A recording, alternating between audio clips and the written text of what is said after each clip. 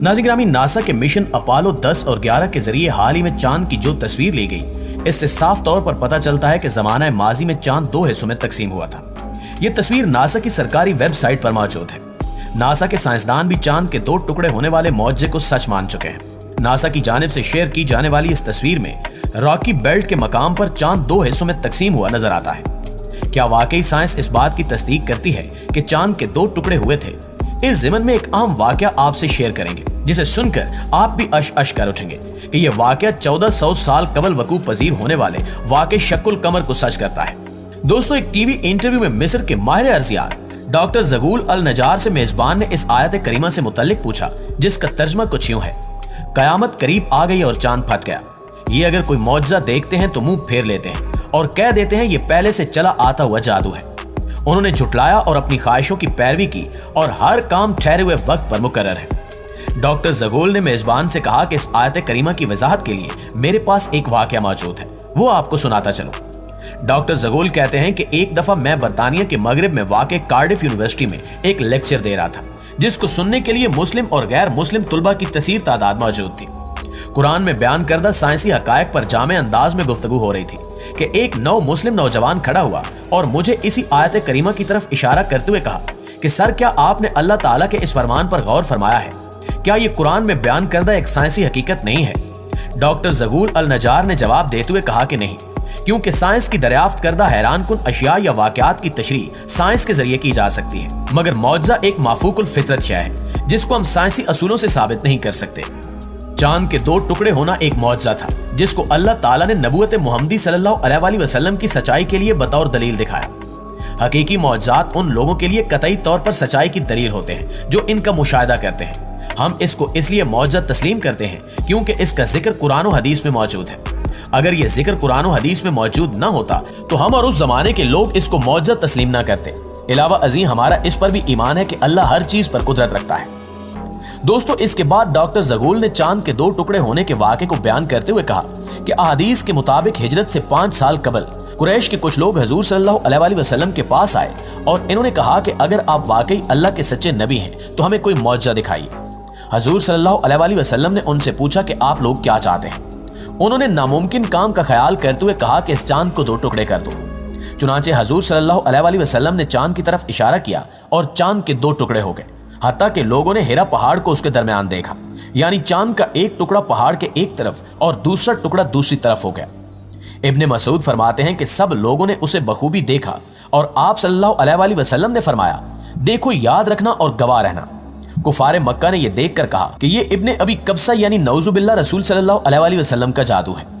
कुछ अहले दानिश लोगों का ख्याल था कि जादू का असर सिर्फ हाजिर लोगों पर होता है, इसका असर सारी दुनिया पर नहीं हो सकता। चुनांचे कुरैश के लोगों ने तय किया कि अब जो लोग सफर से वापस आए उनसे पूछो कि क्या उन्होंने भी उस रात चांद को दो टुकड़े होता हुआ देखा था।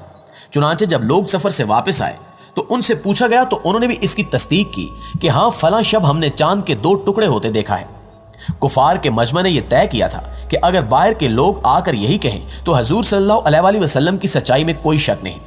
अब जो बाहर से आया, जब कभी आया, जिस तरफ से आया, हर एक ने इसकी शहादत दी कि हमने अपनी आंखों से देखा है। इस शहादत पर कुछ लोगों ने इस मौजे का यकीन कर लिया, मगर कुफार की अक्सरियत फिर भी इनकार पर अड़ी रही। नाज़रीन ग्रामी, डॉक्टर ज़गूल ये वाकया सुना ही रहे थे कि इसी दौरान एक बरतानवी मुस्लिम नौजवान खड़ा हुआ और अपना तारुफ कराते हुए कहा कि मेरा नाम दाऊद मूसा है, मैं इस्लामी पार्टी बरतानिया का सदर हूँ। वो अपनी बात जारी रखते हुए बोला कि सर, अगर आप इजाजत दें तो इस मौजू के मुतल्लिक मैं भी कुछ अर्ज करना चाहता हूँ। मैंने कहा कि ठीक है, तुम बात कर सकते हो। उसने अपनी बात को आगे बढ़ाते हुए कहा कि इस्लाम कबूल करने से पहले जब मैं मुख्तलिफ मज़ाहिब की तहकीक कर रहा था तो एक मुसलमान दोस्त ने मुझे कुरान शरीफ की इंग्लिश तफसीर पेश की। मैंने उसका शुक्रिया अदा किया और उसके घर से ले आया। घर आकर जब मैंने कुरान को खोला तो सबसे पहले मेरी नज़र जिस सफ़े पर पड़ी वो यही सूरह अल कमर की इब्तिदाई आयात थी। इन आयात का तर्जमा और तफसीर पढ़ने के बाद मैंने अपने आप से कहा कि क्या इस बात में कोई मंतक है? क्या ये मुमकिन है कि चांद के दो टुकड़े हों और फिर आपस में दोबारा जुड़ जाएं? वो कौन सी ताकत थी जिसने ऐसा किया? इन आयात करीमा ने मुझे इस बात पर आमादा किया कि मैं कुरान का मुतालिया बराबर जारी रखूं। कुछ अरसे बाद मैं अपने घरेलू कामों में मसरूफ हो गया, मगर मेरे अंदर सच्चाई को जानने की तड़प का अल्लाह ताला को खूब इल्म था। यही वजह है कि खुदा का करना ऐसा हुआ कि एक दिन मैं टीवी के सामने बैठा हुआ था। ٹی وی پر ایک بامی مذاکرے کا پروگرام چل رہا تھا جس میں ایک میزبان کے ساتھ 3 امریکی ماہرین فلکیات یعنی ناسا کے سائنسدان بیٹھے ہوئے تھے۔ ٹی وی شو کا میزبان سائنسدانوں پر الزامات لگا رہا تھا کہ اس وقت جب زمین پر بھوک، افلاس، بیماری اور جہالت نے ڈیرے ڈالے ہوئے ہیں، آپ لوگ بلا مقصد خلا میں دورے کرتے پھر رہے ہیں۔ جتنا روپیہ آپ خلائی تحقیق پر خرچ کر رہے ہیں، اگر وہ زمین پر خرچ کیا جائے تو کچھ اچھے منصوبے بنا کر لوگوں کی حالت کو بہتر بنایا جا سکتا ہے۔ اس برطانوی مسلم نوجوان داؤد موسیٰ نے بات جاری رکھتے ہوئے مزید بتایا کہ بحث میں حصہ لیتے ہوئے اور اپنے کام کا دفاع کرتے ہوئے ان تینوں سائنسدانوں کا کہنا تھا کہ یہ خلائی ٹیکنالوجی زندگی کے مختلف شعبوں، ادویات، صنعت اور زراعت کو وسیع پیمانے پر ترقی دینے میں استعمال ہوتی ہے۔ ہم سرمایہ کو ضائع نہیں کر رہے بلکہ اس سے ایک انتہائی جدید ٹیکنالوجی کو فروغ دینے میں مدد مل رہی ہے۔ جب انہوں نے بتایا کہ چاند کے سفر پر آنے جانے کے انتظامات پر $1 کھرب خرچ آتا ہے تو ٹی وی میزبان نے چیختے ہوئے کہا کہ یہ کیسا فضول پن ہے، ایک امریکی جھنڈے کو چاند پر لگانے کے لیے $1 کھرب خرچ کرنا کہاں کی عقل مندی ہے۔ سائنسدانوں نے جواباً کہا کہ نہیں، ہم چاند پر اس لیے نہیں گئے کہ ہم وہاں جھنڈا گاڑ سکیں، بلکہ ہمارا مقصد چاند کی بناوٹ کا جائزہ لینا تھا۔ دراصل ہم نے چاند پر ایک ایسی دریافت کی ہے جس کا لوگوں کو یقین دلانے کے لیے ہمیں اس سے دوگنی رقم بھی خرچ کرنا پڑ سکتی ہے، مگر تاحال لوگ اس بات کو نہ مانتے ہیں اور نہ کبھی مانیں گے۔ میزبان نے پوچھا کہ وہ دریافت کیا ہے۔ انہوں نے جواب دیتے ہوئے کہا کہ ایک دن چاند کے 2 ٹکڑے ہوئے تھے اور پھر یہ دوبارہ آپس میں مل گئے۔ میزبان نے پوچھا کہ آپ نے یہ چیز کس طرح محسوس کی؟ انہوں نے کہا کہ ہم نے تبدیل شدہ چٹانوں کی ایک ایسی پٹی وہاں دیکھی ہے کہ جس نے چاند کو اس کی سطح سے مرکز تک اور پھر مرکز سے اس کی دوسری سطح تک کو کاٹا ہوا ہے۔ انہوں نے مزید کہا کہ ہم نے اس بات کا تذکرہ ارضیاتی ماہرین سے بھی کیا ہے۔ ان کی رائے کے مطابق ایسا ہرگز اس وقت تک نہیں ہو سکتا جب تک ماضی میں کسی دن چاند کے 2 ٹکڑے ہوئے ہوں اور پھر دوبارہ آپس میں جڑ بھی گئے ہوں۔